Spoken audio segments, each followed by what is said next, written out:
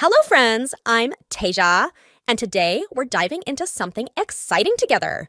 Get ready for a fun and thrilling adventure.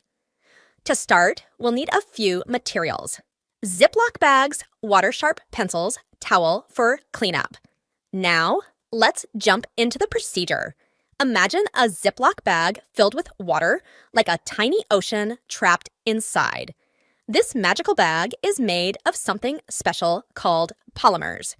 Think of polymers as tiny superheroes that make the bag stretchy and strong. Now, here comes the exciting part. What do you think will happen if I poke the bag with these sharp pencils? Let's find out.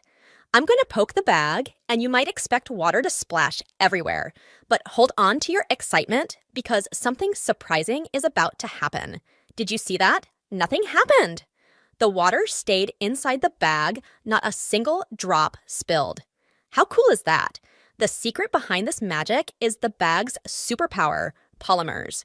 These tiny superheroes are like a team holding hands, keeping the water inside, even when we poke it with sharp pencils.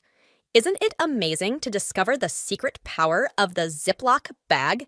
Stay tuned for more experiments. I'll catch you all in my next adventure.